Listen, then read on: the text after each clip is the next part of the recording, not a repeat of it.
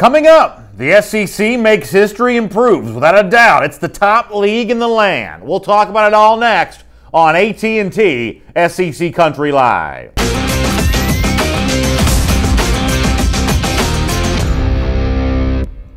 Hello everyone and welcome to AT&T SEC Country Live. My name is Brandon Adams. This is Mike Johnson. I can speak for Mike on this when I say we are very proud to do a show every day about the only conference to have ever gotten two teams in the college football playoff, and it just so happens to be a couple teams we care a little bit about. Kind of a fun day to be doing this show, I would say. It's definitely a fun day. It was a fun weekend. I didn't have the pressure on me Saturday like you did, but I definitely had the pressure on me Sunday watching the college football playoff show, and everything, for Alabama fans at least, turned out in a good way. So let's talk about this. Item number one, our AT&T SEC Country Live First and 10 listen. By the way, I'll say that AT&T is a proud sponsor of SEC Country Live, AT&T Entertainment Your Way. But SEC does get two teams in the playoff. And, you know, you and I did Path to Playoff presented by Academy Sports and Outdoors on the SEC Country Facebook page yesterday. And I was amazed at how many people within the sort of the SEC footprint, not Tide fans, because Georgia's not a controversial entrant. They are the SEC champions. But how many non-Tide fans are sort of making a case for Alabama not to make the playoff? Yeah. You get the impression that if you're an Auburn fan or an LSU fan, you almost wish the SEC didn't get the second team because you don't want to see Alabama have that success. It's a history-making day for the league, but not necessarily a history that a lot of this league is going to celebrate. Yeah, I think it is interesting. And listen, I think those numbers kind of carry over. When you look at, listen, I saw a ton of polls online. I mean, Dan Patrick's show, ESPN's doing all these polls, who should get in. It almost always came out like Alabama 53%, Ohio State like 47%. I think that carried over through most of the United States, most of the public that was kind of looking at this situation and wondering, will Alabama get the benefit of the doubt? Listen, I understand what Auburn fans are probably feeling right now. You got to look at two teams that got in and a third team they played this year that they lost to by one score, and they're on the outside looking in. I understand that's probably not a great feeling if you're an Auburn fan right now. We'll talk to Mark Burnett, who covers the Alabama Crimson Tide for SECCountry.com, about 15 minutes from right now about his thoughts and what he's seen in Tuscaloosa as the Tide celebrates being back in the college football playoff. But why did Alabama get in? It may not be about anything that it did. It may be about something that it avoiding the bad loss that plagued Ohio State against Iowa. Here's how Jesse Palmer, the former Florida quarterback and an analyst now for ESPN, kind of explained how he believes the committee may have viewed Ohio State. Take a listen. Alabama's resume not even close to what Ohio State did. I think they're punishing, and this I think is okay. I don't have a problem punishing Ohio State for losing by 31 points to Iowa. A bad loss. The worst loss. That would have been the worst loss for any playoff team to ever get in. They're being punished for that. Tricia Adair says, they only lost one game. I really don't understand the doubt. Yeah, only the one loss. I think what the doubt would be for some people, though, Tricia, is the collection of wins that Alabama compiles over the course of the season. For some people, just not enough. But it's almost impossible to know how you sort of divide this up between what matters more, the wins you collect or fail to collect, the losses that you avoid, or the losses that you sort of stumble into. I don't know that there's one side of that ledger that's more objectively correct than the other. Yeah, I think it is interesting too. And when this all started to kind of play out yesterday, we start looking at the top four and realize everybody's got one loss. Everybody in that top four has one loss. The committee still has not selected a team that has two losses to go to the college football playoff. And I mentioned this to you the other day when we were doing this show last week. If Alabama was going to get left out, I'd rather USC go in than Ohio State. Yeah, you did say that. I think that USC had the better resume when you look at them in Ohio State. I think that their two losses look better than Ohio State's two losses do. And I can get over the Oklahoma loss. I mean, you obviously bring a team like Oklahoma into your home stadium and you lose by a couple of touchdowns, and that's going to look bad. The 31-point loss, though, I think was the worst loss when you look at those top 16. Let me show you what Andy Staples from SI.com had to say about this. He wrote about this over the weekend like so many other columnists did as well. He writes, the last time Alabama got a chance to play for a national title without winning its division, college football's power brokers responded by creating the playoff. Well, they respond the same way this time. What Andy, I think, means there is, well, they consider expanding to 8 because of the controversy of a non-division winner like Alabama getting into the playoff. I mean, do you feel like there's going to be, this was a very intense debate. I don't know that it was good for the sport. We actually said that on Thursday, that it's so divisive between two giant fan bases, and there is so little clarity about what the true right answer should be that it's almost not good for the sport. Do you think Alabama being, given the nod here, does it change something about the way the sport decides this thing going forward? Sadly for me, I think it does. And I like the way the format is right now, and it's easy for me to say that as a Bama guy, and everybody's going to look at that and say, well, of course, because Bama got in. But I like the format for 4 right now. I think that the problem that a lot of people are having on the outside looking in, once you look at this committee, and it's not like cameras are invited into the room to see them kind of talk to each other. And I think you have to go back between who is deserving and who is the better team. And I think that the College Football Playoff Committee was kind of they were made to put the 4 best teams in the playoff, not the 4 most deserving teams in the playoff. And for that reason, I think they got it right. Now, do you expand to 6 and maybe give the top 2 teams buys, or expand to 8? That's a conversation for another day, but I do think that's a good thing to point out that last time this happened, and by the way, Alabama did win the national title that year. They did prove them right that they should be there. I think the last time this happened, there was a lot of fallout. It's going to be interesting to see some of these power brokers in college football, commissioners, the ADs from some of these places, the presidents, putting phone calls in and trying to figure out what their team has to do to get a shot at this thing. Comments are coming in so fast, I'm losing them as quickly as I find them. Let me see if I can hit a couple of the ones from memory, though. A moment ago, Ashley Waite in the comment section says, stop discounting the Florida State win when Alabama got that. Fair to say that at the time that was a top 5 team. The DeAndre Francois injury changes that. That helps the Alabama resume here a little bit. Someone else in the comment section also pointing out that Alabama's lost just 1 regular season game in the last 2 years. That to me is also true. Even though the committee would swear it's not part of the criteria, you do have to acknowledge that Alabama has a track record year over year over year of being among, if not the very best, among the very best teams in college football. And I do say that it has to matter in a discussion. Well, listen, I think for a lot of people that were on that committee, and I mentioned this a couple times last week, Ohio State burnt that bridge. And what we talked about yesterday, if it was going to come down to Clemson already being labeled the number 1 team, the committee could not look at this and say, you know what, we're going to put Ohio State in over Alabama after looking at how those 2 games played out last year. I don't think that would have been fair to anybody. Nobody wanted to see Ohio State get blown out by 31 again to Clemson. And so I think when you kind of take a step back and look at it from that angle, with Clemson already being locked in at number 1, this became a bit of a slam dunk for a couple of these guys on the committee. Well, listen, the only thing I got to say here, and I hope you don't reach over and slap me for saying this, but on behalf of the people who are not Alabama fans, now my team got into the playoff, but many of the other SEC fans watching today, their team didn't get into the playoff. Here is what I think the collective message of non-Alabama fans would be towards Alabama. We don't want to hear any whining from you about anything in the years. And for a while here, Alabama got a pretty strong benefit of the doubt to be in the college football playoff. Pretty strong benefit of the doubt. So don't want to hear next year about how every team in the SEC has got to buy before it plays Alabama, or officials never make a call against Alabama, on Alabama, whatever. I think there's a degree to which Alabama fans need to have a little bit of humility, which I know those are 2 ideas that don't go together often. They need to have a little bit of humility in which there was a strong case to leave Alabama out of the playoff, and the committee made it what I believe is a somewhat unorthodox step of putting Alabama in. I think Alabama fans need to behave with the grace and decorum for which they're famous. Well, that's fine. That's fine. And listen, the easy answer there would have been, Alabama fans would have been facing the same thing that Georgia would have if Georgia played in the West. I mean, they both lost this game at Auburn, and Georgia just happened to kind of get their way in because they were in these. And I think that's fine. I think that my point being made is that if they would have put USC in over Alabama, I'm okay. I'm fine with it. Putting Ohio State in over Alabama is, I think, what a lot of Alabama fans couldn't quite stomach. And listen, from all the Ohio State people I've seen on Twitter, on social media, Alabama played Mercer. Well, guess what? When Ohio State scheduled Army, when they scheduled UNLV, by no means did they think they were scheduling some kind of juggernaut to come into the horseshoe and play that weekend. So, the schedules can be broken down. You can talk about who played what and where. You can talk about FSU. You can talk about Oklahoma. The committee looked at Alabama and decided they were the 4th best team in the country, and so I don't know that any more case needs to be made. Let me move on to item number 2 on our AT&T SEC Country Live 1st and 10 list and look at some of the criticism that Alabama's received here. And I think, as I said, I think some of this is reflective of what we've heard from Auburn fans, LSU fans, probably Tennessee fans as well, but it also, I think, is reflective of the national conversations going on. Let me start with Dan Wolken from USA Today, who included as a part of his column a pretty biting critique of the Tide getting in here. He says there's a big problem with putting Alabama in the playoff. It's got nothing to do with one league getting 2 teams in. Something was bound to happen at some point in the system. In essence, Alabama slid into the playoff this weekend by doing nothing. It was rewarded for losing to Auburn last week in a game that decided the SEC West title. That's simply not the way this process should work. So before the Alabama fans jump down my throat too much, let me at least defend the Crimson Tide in this regard. Wolken says Alabama did nothing this past week, and that is true. Alabama didn't play, but I think that idea discredits just how tough it is to be as good as Alabama's been year over year over year. We're going to talk this week about Dabo Swinney and Clemson. Do you think he wants to play Ohio State? Do you think he wants to play Alabama? I don't think there's any doubt you'd prefer to play Ohio State. Yeah. That's a team that he just blew out. Now, he beat Alabama last year too, but he blew out Ohio State. I mean, there is still a degree to which you don't want to play Alabama unless you have to. And so from that standpoint, I think what Wolken says there is for the most part wrong. Yeah, I think when you look at the SEC and kind of that relationship with the committee, the SEC's held up their end of the bargain for these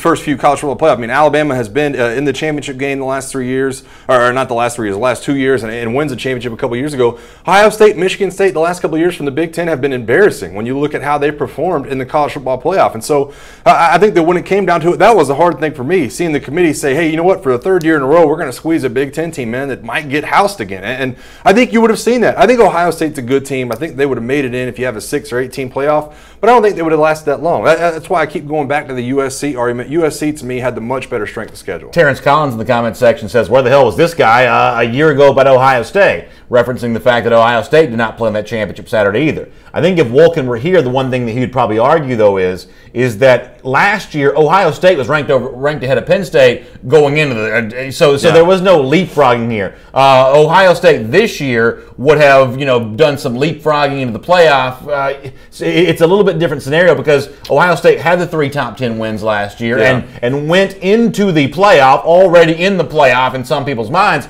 Because of the teams that it beat, there was a case to be made last year that Ohio State had clinched a playoff spot before championship weekend, which it wasn't involved in. Yeah, and I think the other thing to look at, too, is this is 2 teams from one league. I think that's kind of the difference when you look at last year and everybody being upset about how it played out this year. 2 teams from the SEC, a conference that outside of the SEC, not a lot of people like. I mean, everybody points to the fact the SEC gets the benefit of the doubt.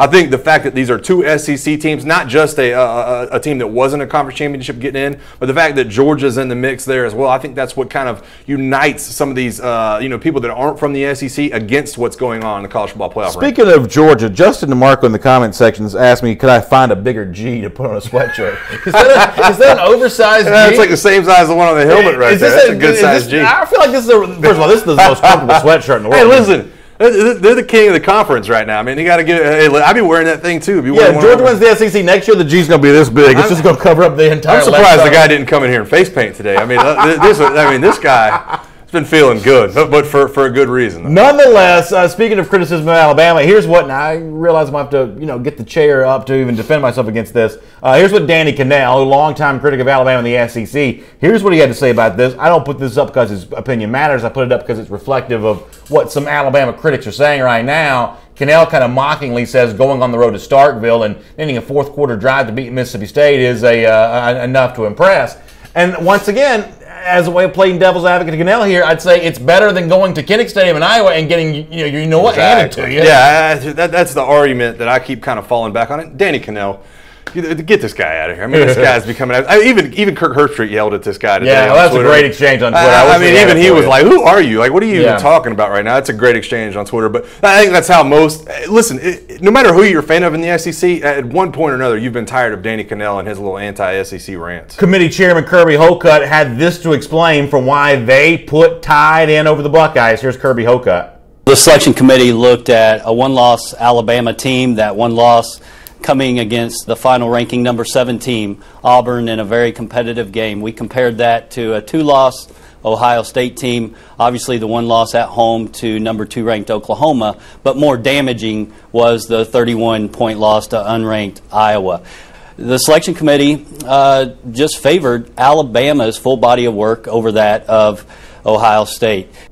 That's Kirby Hocutt. Let me add one more element to the discussion. Chris Lowe, the ESPN reporter, had a chance to catch up with Nick Saban. Here was what he recited in terms of Saban's opinion on this. Not apologizing for making what he said. The comparison with Ohio State says, why wouldn't you say that? You want to create awareness. If we would have lost to an unranked team in the SEC by 31 points, we wouldn't even be in the conversation. So for most people in the South, even the Alabama haters, there's a degree to which what Hocutt says and what Saban says there through Chris Lowe, that's just the cut and dry facts. In the Midwest, it's treated very differently. But what Saban says there holds a lot of weight with a lot of people down here. Yeah, I think it should. I think when you look at that loss, and I think he was dead on when he says that. Listen, if Alabama, you can talk about the Mississippi State game all you want to, but if you had gone to Mississippi State and lost by 31, by the way, Mississippi State was a ranked team when Alabama went on the road to play Mississippi State. Iowa wasn't even close. Iowa finished at 5-7, I think, this year when you look at that.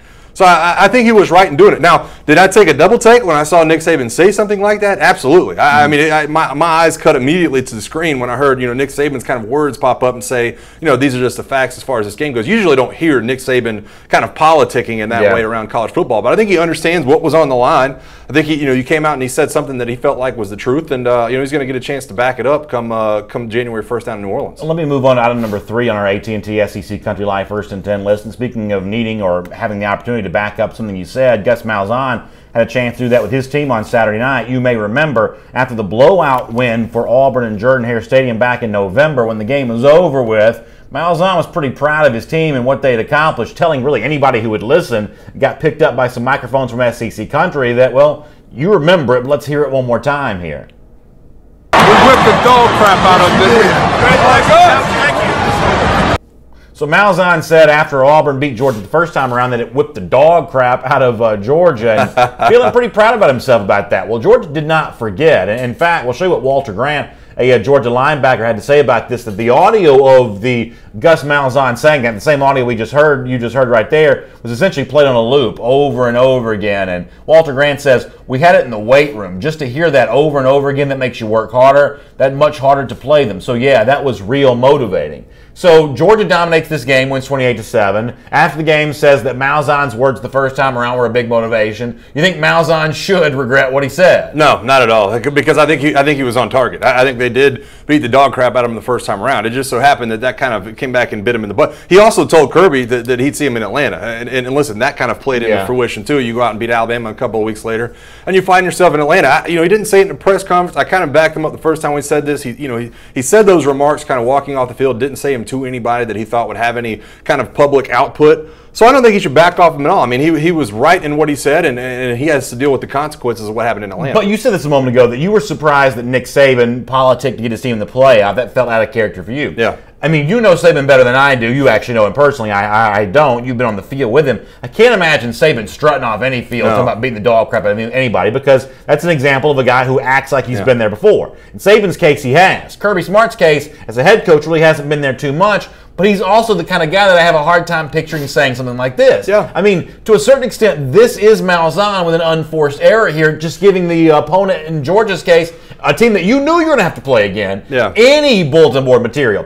He's factually accurate. In that day, in Jordan-Hare Stadium, Georgia did get the dog crap beat out of them by Auburn. Nobody will deny that, but he gave Georgia an opportunity that he didn't have to give them, and coaches like Nick Saban and Kirby Smart, I don't believe would give any opponent. I completely agree with you. I mean, completely, wholeheartedly agree with what you just said. I think it goes back to something we've talked about in Florida this year, where sometimes a personality of a fan base and of a program just kind of takes over. Listen, I've told you this off the air a bunch of times. Tommy Tuberville, back when I was in school, walking off the field holding up 6 fingers, they just outbeat Alabama 6 times in a row. You never in a million years see Kirby Smart or Nick Saban do anything like that. But that's what Tommy Tuberville was. And the fans loved it, and they all bought into it.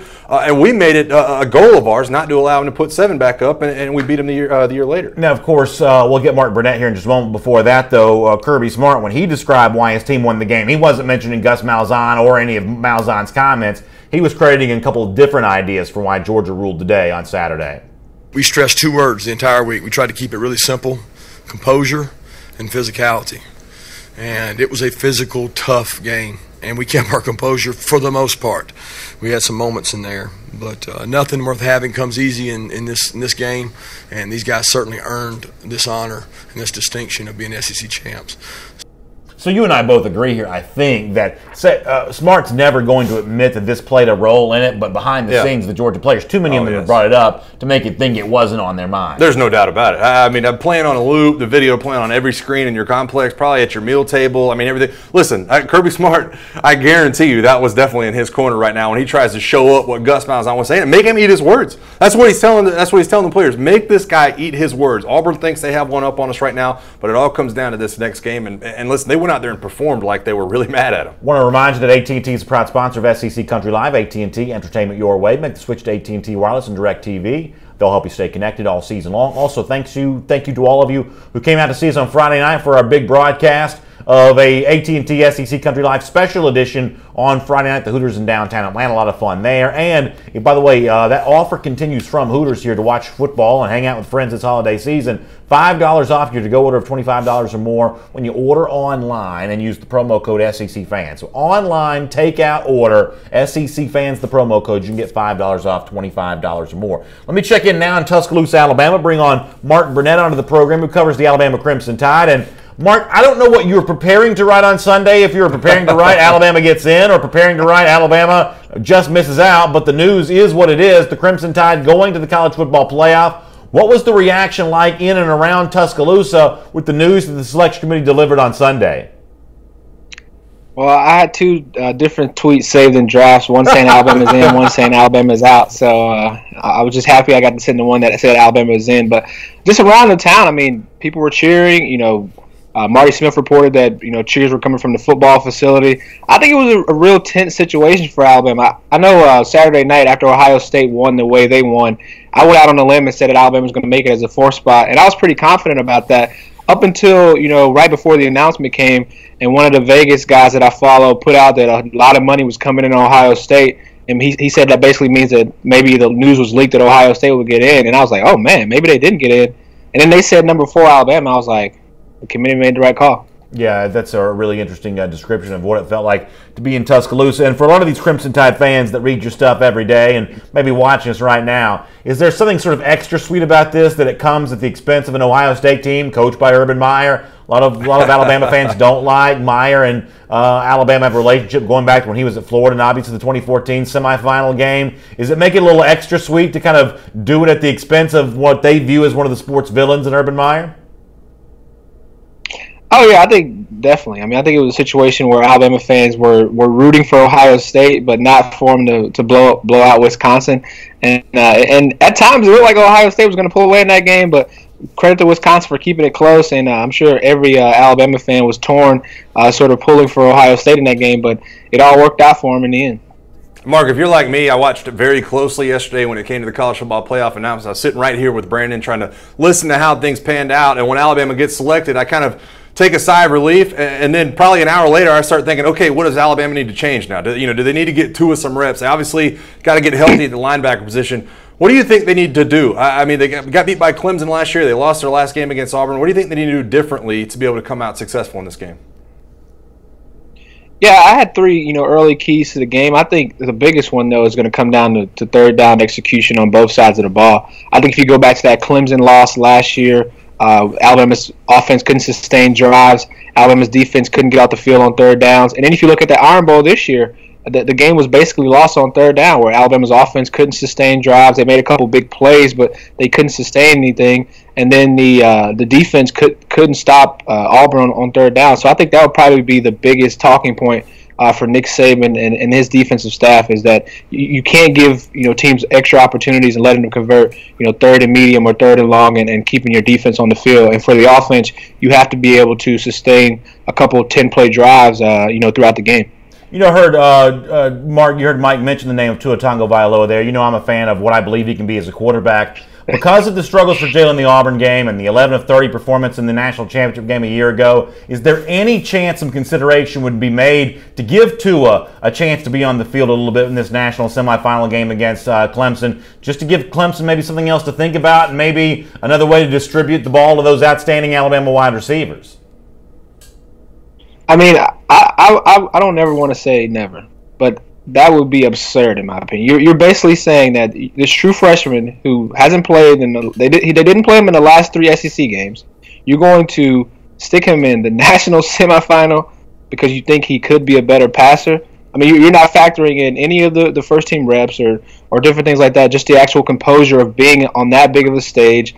That, to me, I think that would be doing the kid a disservice. In my honest opinion, I really do. In fairness, though, an unorthodox decision like that Saban actually made a year ago when he replaced Lane Kiffin with Steve Sarkisian for one game. Now, you'll say that there's a difference between a coach and a player, and I'll certainly grant you that. But in terms of making unorthodox decisions on the sport's biggest stage, Saban's already proven he's willing to do that before, though, right? I think if you were to get Nick Saban in a dark room and give him some truth serum, I think he would admit that he probably made a mistake in letting Lane go, because I think that was will ultimately, cost the offense in that game. Because I think Lane Kiffin, if Lane Kiffin coaches that game, he has a better flow of the offense. He has a better feel of how to handle things. Steve Sarkisian is a really good coach, but I just think that's a tough spot for anybody to be in, where you go from sort of being a guy in the background to being the main guy, being the main voice. And I think, Saban may never say it publicly, but I think if you got him in a corner, you gave him some truth serum, he would admit that. Mark, we always love having you on the show. Your knowledge of the Crimson Tide's unmatched, and of course, it's always fun to kind of kick these topics around with you. We'll look forward to reading a lot from you at SEC Country, and hopefully talking to you on AT&T SEC Country Live again very soon as well. All right, thanks, guys. So interesting stuff there from Mark, and of course, Logan Westerman. Some of the Alabama fans arguing on the comment section saying it's more Hurts hate for me. I'm not a Hurts hater, but I am going to be consistent on this issue. I do believe Alabama would be better if Tua Tagovailoa was the quarterback. And when the evidence is mounting up to make the argument that I've been making since back in March, I'm not going to change my tune on this right now. It's not about being a Jalen Hurts hater. It's about what I believe. And I know you feel, I know you're high on the future of Tua, but maybe not as I know you don't completely agree with me on this subject necessarily, but I'm not going to change my mind on this. Alabama's best chance of winning the national championship is with a better passing quarterback, which I believe Tua is, even as a true freshman in comparison to Jalen Hurts. Yeah, I agree with Mark where it's going to be extremely tough to stick a true freshman in and Tua Tagovailoa in this situation. I think if any team was set up to be able to do that, it's probably Alabama. It's probably the running game in Alabama that you've had. I mean, it hasn't really mattered for the last few years who's been taking the snaps at quarterback for Alabama. They've been pretty much successful. So, listen, I think Jalen's going to be the guy to carry this torch on January 1st and go up against Clemson and try to get the retribution. He's got to play better, though, in my opinion, or we're going to see a serious quarterback battle in spring. If Jalen goes out there and does the same things this year against Clemson he did last year, then I think Tua has a good shot at it in the spring. So, and Jeremy Pettis kind of agrees with what you said. He says Tua's going to win the starting job next year. Well, if that be the case, I mean, if Tua by next year is the starting quarterback, then do you really want to risk the two most important games of this year with a quarterback that you at least, and I'm saying as a fan here, I mean, yeah, we don't get to make this decision in the studio. You watching the show, we don't get to make this decision. But there's something that keeps us from saying what we would do if we had the decision. So if you're an Alabama fan and you think next year Tua might be my team's quarterback, then as a fan, wouldn't you be kind of rooting for that guy to take some snaps against Clemson? Because the quarterback that you're going to trot out there on January 1st is the same quarterback who couldn't get it done a year ago. Well, and here's how that kind of falls down in my opinion. Nick Saban's not deaf to the whispers outside the program. I mean, how many times do you think it's been brought up to him that he moved on from Lane Kiffin last year and hired Steve Sarkisian? Maybe it cost him the national title game. And now then, maybe he has a chance to stick with what he does know in Jalen going into this game, not flip-flop things. As soon as you get to a semifinal, stay with what has gotten you there. I think he sticks with it this year. I think that maybe the decision last year, and you brought it up, maybe the decision last year looms in the back of his mind, says, you know what, we're going to go with what brought us here, and that right now is Jalen Hurts. Stephon Daniel says, I like Tua over Hurts. I like Hurts, but Tua is just way better. I agree. Hashtag roll tide roll. That comes from Stephon Daniels. We got a whole month. My guess is this subject may come up again before it's all said and done. Let me do item number 4 for now on our AT&T SEC Country Live First and 10 list. And I don't know. I mean, is this a good video or not? I can't quite tell. It's well done, but I'm not sure it accomplishes the goal the way that Tennessee wanted it to. What we're talking about here is something we actually did on Friday's special edition of AT&T SEC Country Live from the Hooters in downtown Atlanta. Philip Fulmer named Tennessee Athletic Director. That's like a big move to happen at the end of the week, and they're trying to make big momentum come because of the Fulmer hire, saying everyone's ready to come together now, and the message that they're saying that is a pretty slick video here. Take a look and see what you think about it. Our football program has the history, the facilities, the tradition, and the resources to play with anyone, anytime, and that's what we're going to do again.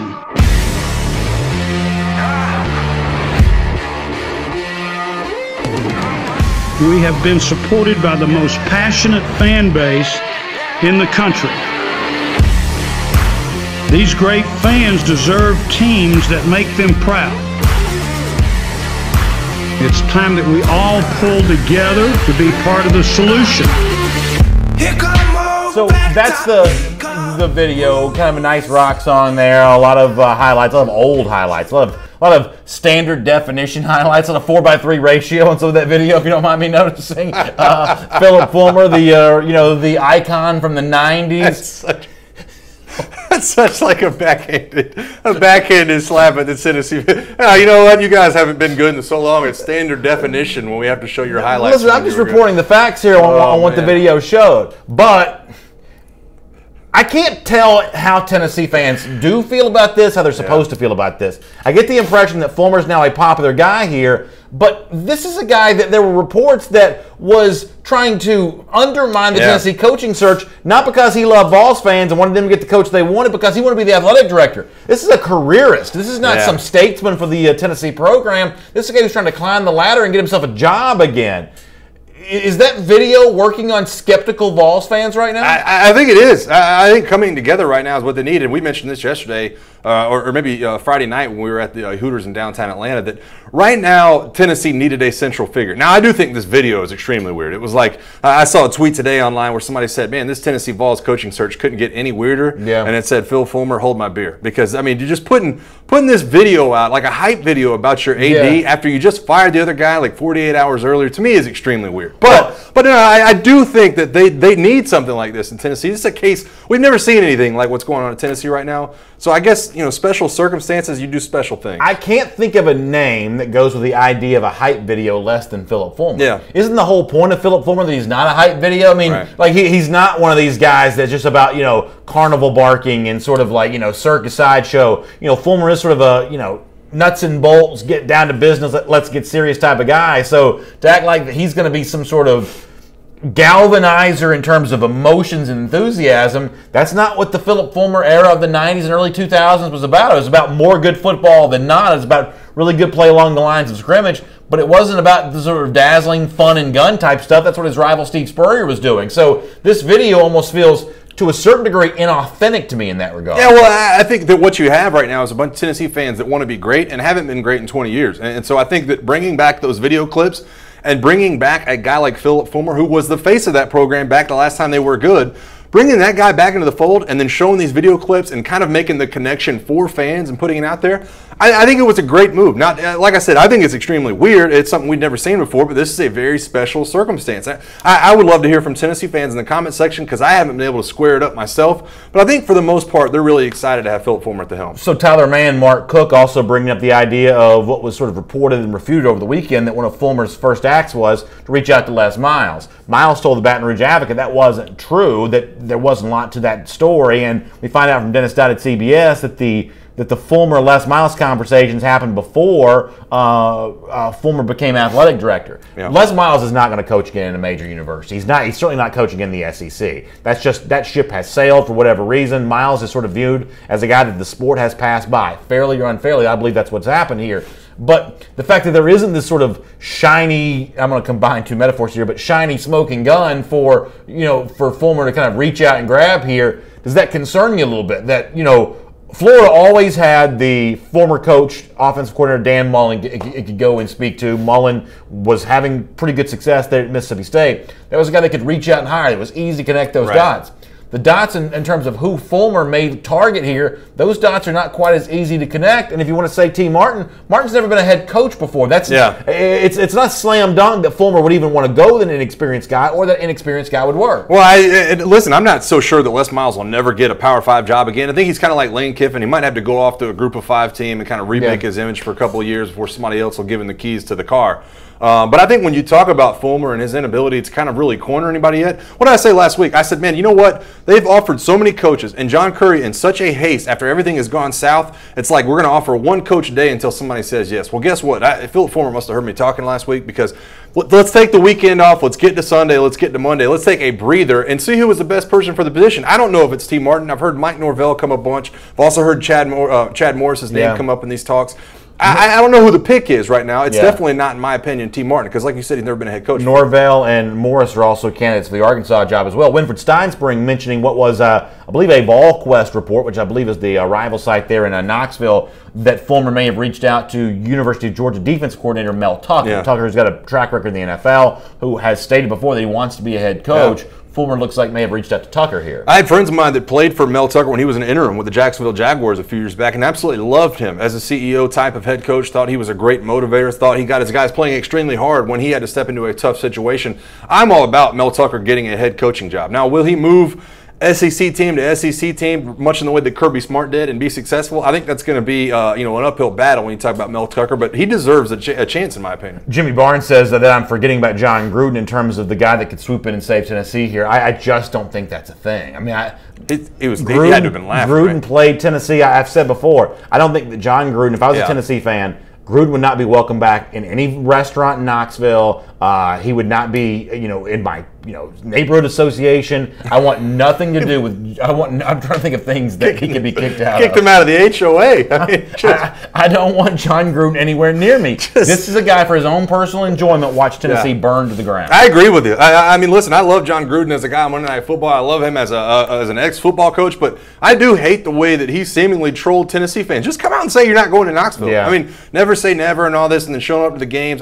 You're right. It was a terrible look. I mean, he's not in my HOA either. There you go. HOA no longer includes John Gruden. Item number 5, and I love this. I love everything about item number 5 on our AT&T SEC Country Life First and 10 list. So Jimbo Fisher is officially now the head coach of Texas A&M. He's already on the job. He's done interviews. He's recruiting. And when he arrived in College Station, Texas, our buddies over at TexAgs.com were able to capture some of the video of Fisher getting off the plane. And A&M hasn't been in the SEC all that long. Yeah. You can talk about gloriously over the top welcome in true SEC fashion. A&M nails this thing here. Take a look at this. I think this is fantastic.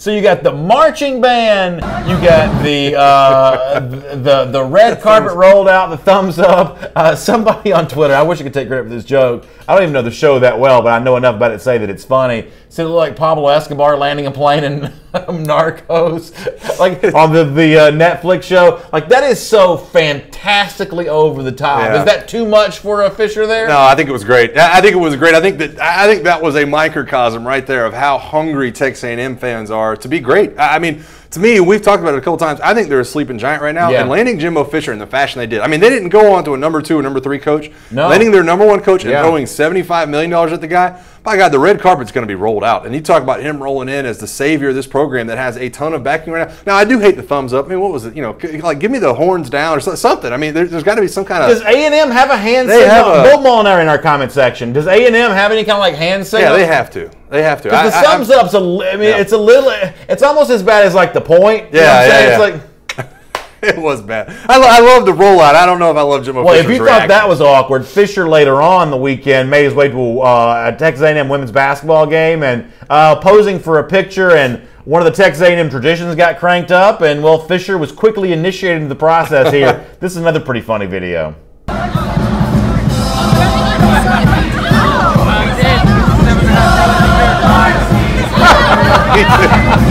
He could not look more uncomfortable doing all that. No, he wanted nothing to do with it. His back, watch his back foot in that video. It's like stepping away. It's like trying to find the ground behind him. But let me tell you something. That school's paying you $7.5 million a year. You better dance with every one of them fans. No, I agree. You better dance with it. Like most schools, you pose for picture, sign an autograph. That better be a line long. You better do that sway and dance, whatever that is. You better do it with every single one of them. I agree with you. I think it is interesting too. I mean, you did hear the president in one of these videos. Michael Young comes out and says, "We didn't have a number 2. We always get the number 1 at Texas A&M." Well, I guess he's got that to back him up right now. Listen, and you also heard Jimbo Fisher come out. He kind of took some shots at the FSU administration. Some of these pressers he was doing. He's like, you know what? You have to have the backing of the administration. Everybody has to be on kind of the same plan right now. That's obviously how he feels, and that's why he's at A&M. What's that dog's name? Revelry? He should have taken that thing out for a walk like 3 times a day. Like for $7.5 million, I'm getting my money's worth. My God, you're your own janitor and secretary. I mean, until you've won multiple national championships, you're not living up to that salary. So, while we're waiting for that to kind of get here, I need you walking the dog. I need you dancing with the fans. I'm telling you, you're making every possible personal appearance. Radio show, car dealerships, doing everything. Yeah, no question. All right, let me get back to Alabama here for item number 6 in our AT&T SEC Country Live First and 10 list. By the way, we'll get some more of your comments here coming up in just a moment as well. But back to the Alabama thing for a moment. One of the most interesting things to happen during Sunday's telecast, and I'm sure this probably caught some Alabama fans off guard, is what happened when Alabama was named as one of the top 4 teams in the College Football Playoff Selection Committee. one of the analysts, not even one of, the biggest analyst in all of college football, Kirk Herbstreit, was so surprised by what he saw that briefly, he just left the set, just walked off the set. Now, that's never going to happen here on AT&T SEC Country Live. I'll tell you why. I got so many wires hooked up to me right here that if I tried to leave the set, I wouldn't be able to make it. So there is no fancy walk-off for us because we're all like hooked in here. But Herbstreit had the freedom to maneuver, and somebody captured on Twitter exactly what his reaction was when he found out that it was Bama over Ohio State. Watch. Number 4 and going to the playoff to face Clemson will be the Alabama Crimson Tide for the 4th straight year. Herbstreit's not there. Hey, no, come on, They're calling back. He left the set there for a moment. The first time that 2 teams from the same conference are going to the playoff. Alabama's been in every playoff now, and we get Clemson, Alabama, Part 3. What that tells me, as we look at the rest of Ohio State, jumping the gun now on Reese Davis. That's enough of that. Herbstreit kind of walks off the set, comes back. He was floored. Some Alabama fans, I think, and this is where I feel sorry for Herbstreit, who I've taken a lot of shots at here in the last few weeks, but some Alabama fans are going to take this that he was upset because it's his alma mater that doesn't get in. That's truthfully not what Herbstreit was doing. And for those of you Alabama fans who are Herbstreit haters, the fact of the matter is, leading into the day, he thought that Alabama should get into the college football playoff, but for similar reasons to what I kind of cited why the committee wouldn't do this, he was surprised that Ohio State did not get it. He thought it was the more politically correct decision, the kind of thing that would satisfy more of America and certainly be good for TV ratings. Yeah. That's where Herbstreit's kind of coming from on this. I think he feels probably exactly the same way you did, that you probably thought that Alabama should have been the number 4 team, but we're shocked that the committee was actually able to pull it off. Maybe I'm gathering the wrong information from having talked to you about it in the last couple of weeks, but I think that's where Herbie sat. And he said that the committee made the right decision. I mean, he came out and said that, but I think it was a little shocking to everybody. And listen, if anybody watched the Fox Sports broadcast on Saturday night of the Big Ten Championship game, then you were definitely thrown off by what was happening, because everything they said, by God, there was no chance Bama was getting in. I thought that was an interesting part to kind of critique too. But listen, Herbstreit comes out and says that Alabama deserves to get the 4th spot. He didn't think it was his alma mater, Ohio State, which I'm going to tell you right now would be tough for me to get on TV and do. But credit to him for doing that, and him walking off the set to me just added to the kind of suspense that was going on there. Jeremy Pettis says college football playoff did not fall to politics, and I agree with that. I mean, I thought it would. I thought it had a pre-designed, preordained agenda. It did not do that. To a certain extent, I got to give them some credit for kind of sticking to its guns for what it thought was the right decision. And after the show, or in one of the subsequent shows, Kirk Herbstreit kind of also essentially said the same thing, that the committee kind of got it right and was certainly unafraid to do what it thought was right. Here's a little more from Herbstreit. Committee just made a statement. Yes. They are not into appeasing people's agendas. They're going to do what they think is right, regardless if you agree or disagree. People right now are up in arms. 2 SEC teams are in this thing. One of them didn't even go to Atlanta. And you know what? The committee, they don't care. They stuck to their guns. I was on a NFL show this morning. Rex Ryan, who coached for a long time, he was adamant about if you're a football man and you watch teams, there's no way you can put Ohio State in against Alabama. He's like, if you know football, and those coaches in that room, they know football, he was like, it's no, I wasn't saying it, he was saying it. It's a no-brainer that Alabama would be better than Ohio State. Well, I said, well, we'll see if the coaches in that room agree with what you're saying. And evidently they did. Cliff Nelson says they may not have fallen to politics, but they didn't use logic either. And I don't know if that's true or not. I don't know that there was one sort of like logic card that trumps all the other arguments in this discussion. It's one of the things that's so maddening to me. I guess to a certain extent I was impressed that the committee, I thought, validated its own existence by making a choice that was, to a degree, different than what the old bowl system, the BCS system, would have given us.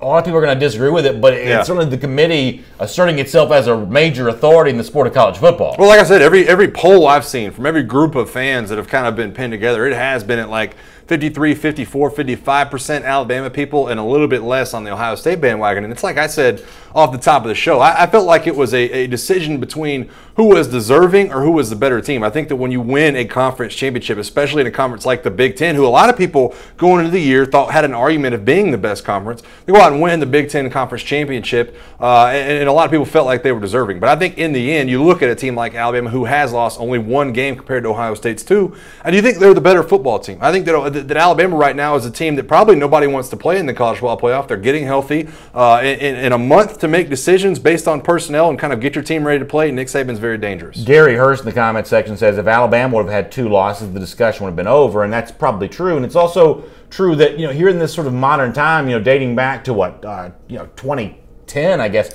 we haven't seen Alabama in that sort of multiple loss type situation. This is a team that's almost you can set them in stone every single year of either going undefeated in the regular season or losing just one game. And so to that extent, that's part of, I think, what helps Alabama here is that over the course of years, that brand really has been proven. Yeah, like I told you yesterday before we started our Path to the Playoff show, the one thing that I kept falling back on was Clemson is the #1 team. Clemson gets locked in at #1. How can the committee possibly go into that room and think that they're going to match up Ohio State with Clemson again this year after the blowout they saw last year and then watching Bama go down to the wire? I just didn't think they'd be able to do it. I didn't think anybody in that room wanted to see Ohio State against Clemson again in the semifinals. In retrospect, that argument is actually the best I've heard. Yeah. I think that's a really strong argument. One more comment on this subject. Charlie Adams says, BA, why is college football the only game that demands perfection to be a champion?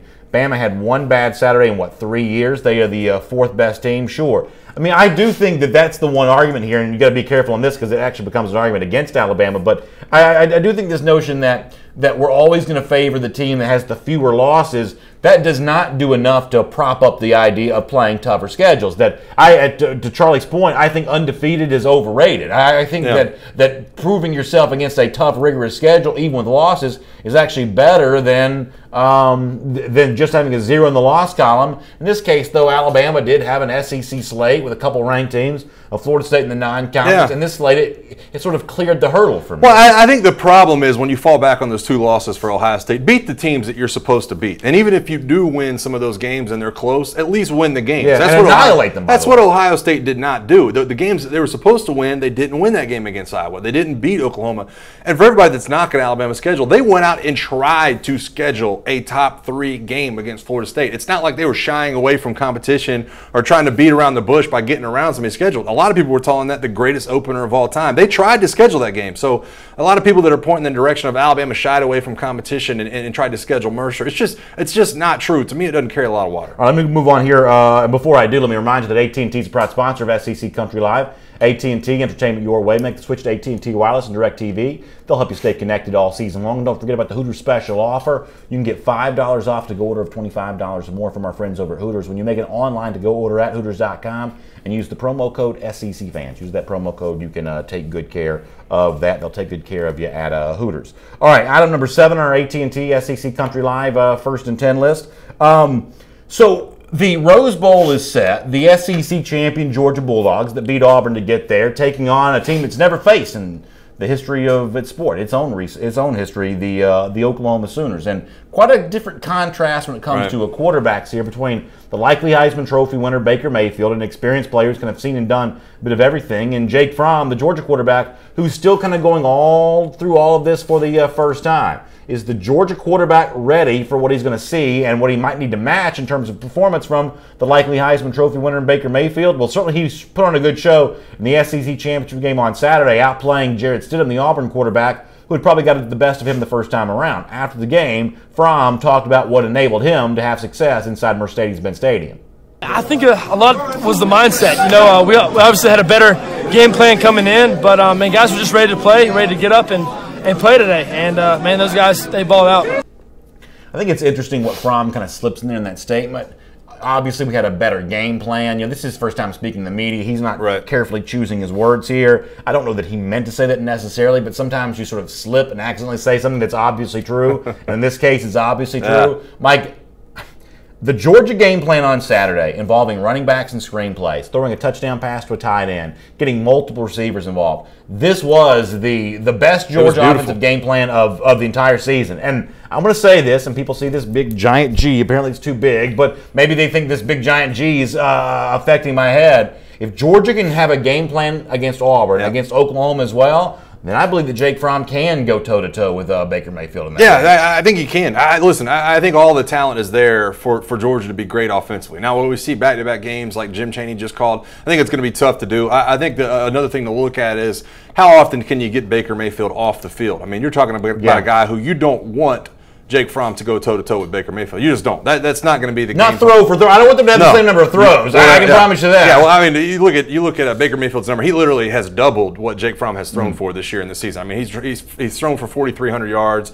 41 touchdowns to 5 interceptions. It's insane. So you don't want them to go toe-to-toe with each other. You don't want to match up their kind of numbers at the end. What you do hope, though, is that front 7 from Georgia or front 6, whatever kind of personnel they're going to have to go with against the spread offense from Oklahoma, you do hope that they can get pressure on Baker Mayfield and force Baker Mayfield to have a bad game. Now, does that make Jake Fromm's stats in the end look a little bit better? Possibly so. But to me, that kind of hinges on that front 7 from Georgia being able to throw this Oklahoma offense off kilter. By the way, Oklahoma has not been stopped for like under 30 points in 2 years. Amazing. So if it's going to happen, I think Georgia's the defense to do it. To me, I think Georgia's defense is Oklahoma's worst nightmare right now. Complicating the Baker Mayfield, Jake Fromm one-on-one battle a little bit is maybe some extra motivation for Mayfield. There was a tweet that let us know, this coming actually from Baker Mayfield, whoever posted my cell number, bravo, but I just got it changed. For the Georgia fans that had the kind words of encouragement, I applaud your creativity. And, listen, I know that Mayfield had the extra motivation against Kansas the other day because of whatever happened during the coin toss, and he's,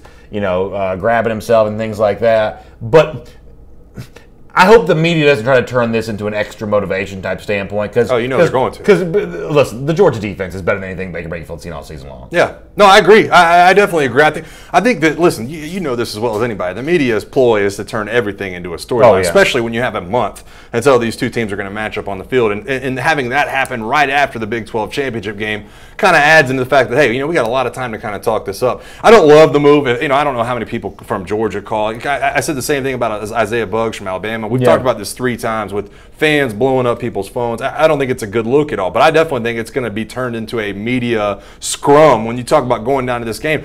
Every interview he does and the week leading up and all these bowl interviews and those Christmas things and bowl practices, it's going to be brought up. People are going to ask him questions about that, and it's going to be up to him whether or not he wants to downplay. How do these phone numbers keep getting out? That's a good question. I mean, I don't know. I don't know if you meet up with people from other schools or you have friends from high school that meet up with people. Yeah. You know what I'm talking about. You have friends from high school that possibly have your number that know people from the other fan base. I wish I knew. It happened to my boy John Parker Wilson when I was in college. I was sitting next to him in a class and his phone wouldn't quit buzzing. I don't really know how it kind of plans out. James Crump says Mayfield trying to motivate himself. How sweet. I mean, it is funny. There is such a contrast in styles between not just the way these teams call games and the way the overall look of the teams, but there's a degree to which that sort of what I'm going to describe, and somebody else in the comment section said this as well, like sort of Manziel type antics from Baker Mayfield. Yeah. That stuff does not fly in the SEC. I mean, Baker Mayfield kind of turned off about what some Georgia fans did to him. There are going to be a lot of Georgia defenders going to have seen some of the stuff that Baker Mayfield said, some of the stuff that he might say leading in this game. That may be a little bit of a problem for them as well. These are two teams that don't know the first thing about each other. But as these players learn about each other a little bit, there may be some reason for bad blood because the Georgia defensive players and Baker Mayfield are just so different. Well, there's always bad blood, too. For me, there always was in bowl games where you kind of show up and these two teams are kind of around each other at some of these bowl events and they're kind of walking past each other and giving them hey, you got your warm-ups on, I got my warm-ups on, we're at the mall. You're sizing each other. Some Christmas shopping, everybody's kind of passing each other at the mall, kind of giving you the head nod. There always is bad blood like that. And I have to agree with you a lot that these are two programs that right now, philosophically, could not be more polar opposite. When you talk about the elite defense from Georgia right now and the elite offense from Oklahoma, it's going to be a great matchup. All right, item number 8 on our AT&T SEC Country Live First and 10 list. The team that lost to Georgia on Saturday in the SEC championship game, Auburn, but Auburn wins something and that he gets to keep its coach. Gus Malzahn, 24/7 Sports reported, signed a big contract extension, more than $7 million per year. He stays at Auburn, does not take the Arkansas job. And there's a way of looking at this that makes it seem like he took the school from his home state and used it as leverage to get more money from Auburn, essentially using some of the very same fans that he would have kind of called his neighbors not all that long ago. And a lot of Arkansas fans were not all that happy about this. Let me give you one example on Twitter here. It's kind of a composite of what a lot of people may have said. Gus Malzahn used his home state as leverage to get more money. Says a lot about the guy. Arkansas doesn't need that. Hashtag bring in Norvell. Obviously, this person would have loved to have had Gus Malzahn as a coach, but is it a bad luck when you use a state that you supposedly love and used your own friends as a way to get that message out there, only to then, in the blink of an eye, say, no, I was just kidding the whole time. I'm going to take more money from Auburn, which was the more conventional of the two choices anyway. I don't see it like that. When I look at this situation, listen, Gus didn't call Arkansas and be like, hey, come down here and offer me $8 million a year. He didn't go seeking out Arkansas or the state of Arkansas. The University of Arkansas targeted him and made it very public they were going after him. Gus Malzahn had to answer a ton of questions leading into the SEC title game while he was the head coach at Auburn. He didn't ask for that spotlight. Arkansas brought that on themselves. And I think Gus Malzahn played it as well as you could. Listen, I'm not going to say no yet. I haven't listened to any offers yet. I want to be the coach at Auburn. I think he handled it as well as you could have.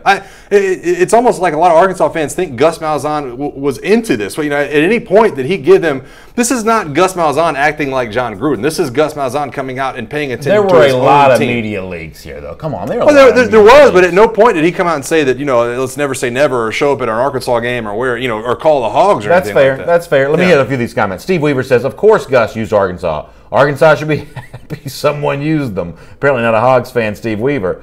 Scott Murphy says, it's a business. They do this all the time. Blake Richardson said, in terms of using Arkansas, that's exactly what he did. David Pless says, Arkansas is a joke. No real coach would go there. Mark Cochran says, basically Auburn said, who else is there with all the coaching mess going on? Most of the big names are going, and they have a good thing going. Ashley Waite says it'd be $7 million to use 3 games, LOL.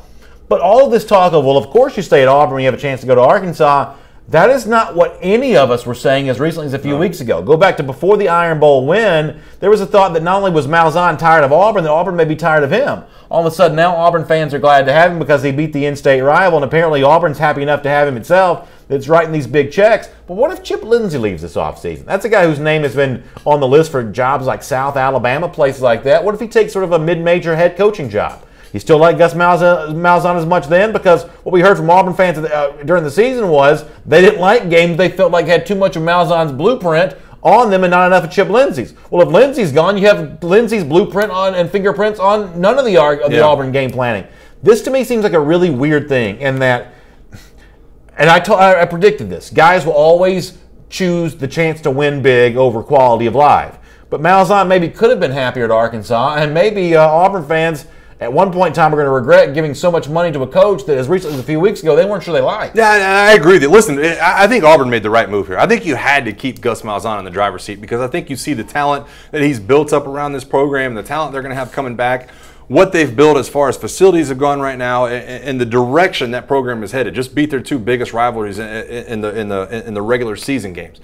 I do still have questions in the long term about Gus Malzahn. I mean, you're going to have the best team you've ever had, but you still lose 3 games, and you don't win the SEC title, and you don't make the college football playoff. Not only that, the SEC West just got a lot tougher. Jimbo Fisher is now on the scene over there in Texas A&M. So that's another game every year that all these SEC West teams are going to have to kind of focus on to pay attention to. But I don't think you backtrack right now if you're Auburn. I think that Gus Malzahn's building something. I think he's learning as he goes on the job right now. And to have him locked in for, what was the contract? 7 years. I think that's the right move on their part. 7 years, $7 million a year. That's not like you're making him $11 million. I think that they had no other direction to go other than to sign him into this. Item number 9 on our AT&T SEC Country Live 1st and 10 list. I don't know if y'all caught this. I thought it was kind of interesting. T. Martin, the USC offensive coordinator, in the Pac-12 championship game on Friday night, a few Vols fans in the stadium caught his attention. He snaps a pic of them. Take a look at the sign they're holding up. It says T to UT, hashtag feels like 1998. I just don't mind that hashtag. That's a pretty good hashtag. And then the one hashtag says come home T. T. Martin retweeting this, actually a pretty interesting thing. Right? I think it is. Yeah, I mean, listen, T. Martin's not deaf to what's going on with his program back there in Tennessee. He's not deaf to Philip Fulmer getting the AD job.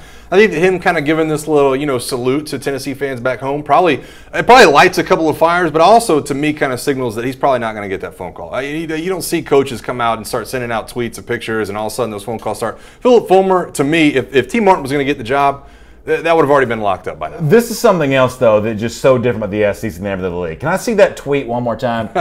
If in the SEC championship game, one of the 2 offensive coordinators in any year tweeted a bunch of fans in the stands holding up a sign about him taking a different job, we would talk about that on this show for no less than 20 minutes. Oh, yeah. For no less than 20 minutes. It happens at the Pac-12. It's just sort of a funny ha-ha, and they get back to business. We would do that for 20 minutes. The guy was betraying his employer. The guy's not focused on his game plan. We'd get the play sheet out and look at every single play that was called. The SEC is so different than these other leagues. Yeah. It's so funny to me. Well, the closest thing we're ever going to come is Lane Kiffin last year having to leave after the semifinal game against Washington. Exactly Nick being like, Packers up. And even Lane Kiffin, as much as he loves Twitter, never did anything like that. That's exactly right. I mean, I think T. Martin's a good guy, and this is all in fun. But this would not be treated as a joke in the SEC if an SEC offensive coordinator was tweeting about some open job at his alma mater. Yeah, I agree. If T. Martin was the head coach and some USC fan was like, hey, we miss you, T. Martin, and he tweeted that, I think that wouldn't have gotten a warm welcome. All right, couple things before we're done here. We have a very funny champion of life, one of our best in a while. Also, a pretty sad thing here on AT&T SEC Country Live in just a moment. Stick with us. I'll explain why this is sad. I think you'll agree. Before that, item number 10 on our AT&T SEC Country Live first and 10 list. And listen, this is maybe like the least surprising story we've ever had here on our show. Alabama does get into the college football playoff. They will be in the Final Four playing Clemson in the Sugar Bowl. But when the announcement was made, what was Nick Saban doing? Sitting in front of the TV, biting his fingernails? No, apparently not. He was doing the thing that got him in the spot in the first place. Here's Nick Saban telling Reese Davis what he was doing when he heard Alabama was in the playoff. Well, I really hate to admit that we had recruits in for official visits this weekend, and I was actually bringing one of those recruits to my office, so I was in the car and kind of missed it. So when I got here, everybody was waiting for me, and it was really exciting, and we're very pleased and proud and happy. And sorry I missed you guys, but we found out another way. Somebody in our SEC Country World headquarters early this morning said, I don't believe him for a second. Let me tell you something. I believe every word. I do too. All right. And this is why most of the country outside the SEC doesn't want Alabama in the playoff. Because you know why?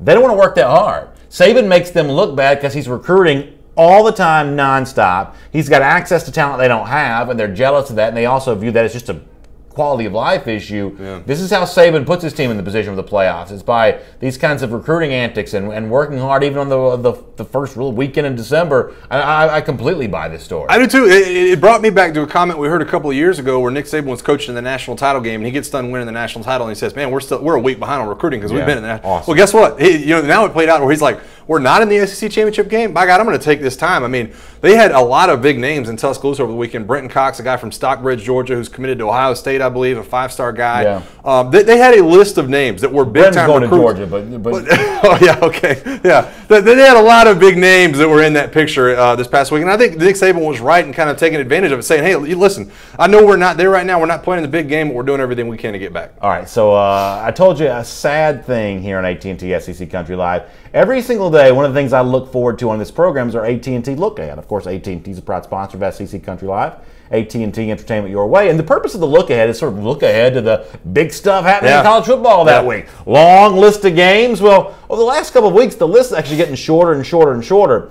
Today, our AT&T Look Ahead is one game, one game this upcoming weekend. We'll give the AT&T Look Ahead nonetheless. It's Army versus Navy. I like both the Army and the Navy. I don't know how much I like the Army-Navy as a football game. I guess it's okay. I love it. 3 p.m. in Philadelphia on Saturday. But no matter how much you like this great rivalry between these two service academies, just one FBS game this weekend. Listen, I probably don't take the opinion of a lot of people, but I love the fact that this game is on its own. I think these two teams at these service academies deserve to have this game highlighted on its own. I think you're going to see you have some incredible uniforms coming out. The Navy's wearing those Blue Angel uniforms. Oh, those do look really good. I mean, Army's got some special uniforms coming out as well. I think it's perfect that these guys get to play this game on their own Saturday. Should we do the FCS playoff with the look ahead tomorrow? Should I'd we do love that? To. Yeah. FCS playoffs. I get a shrug of the shoulders on the other side of that. No one wants to make that on Division II, get that one lined up. We'll do like a big old bracket of the FCS playoff. Nonetheless, a little sad, just the one game left on the FBS slate, at least for this weekend. But you know what? Let me cheer you up with our champion of life. We close the show the same way every day, taking a look for our champions of life,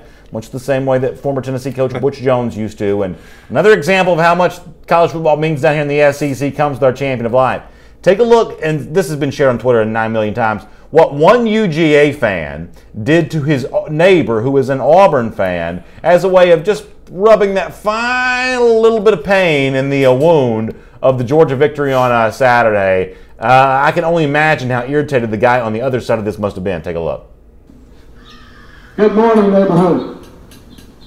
We'd like to congratulate the Georgia Bulldogs on their 8 in the morning. SEC victory last night. He's got a PA system. Let's listen. Say go Dogs to my neighbors, the Faulkners. It's 8 o'clock on a Sunday morning. I just wanted to see if y'all could give us a shout out. Go Dogs! I mean, can you imagine? That's probably enough of that. But can you imagine what that must be like? Oh, man. I mean, that is the most SEC thing of all. Yeah, right? It looks like something that somebody would show me from the Iron Bowl rivalry. And, yeah. I think it's perfect, man. It's like, hey, I'm not going to come like destroy any of your property, but I'm definitely going to wake you up and let you know what happened last But night. are there other neighbors here, like neutral, like Switzerland, like a cul-de-sac, demilitarized zone type thing? I can see like a cul-de-sac where all this? 5 houses like got together and put up like a big screen and watch the game together, and he was feeling good the next morning. Boy, I tell you other what, guys probably hung over sitting there next door. Not liking that at all. Hey, make sure you subscribe to our podcast. We put it up for you on iTunes each and every day. It's a great way to listen to the full audio version of the show. If you missed a portion of the video, we'd also love to have you share this show with your friends on Facebook. Let them know we're talking about the SEC on our program each and every day. It's AT&T SEC Country Live. We'll be back again at 3 p.m. Eastern Time again tomorrow. Hope you all have a great day. We'll look forward to speaking to you then.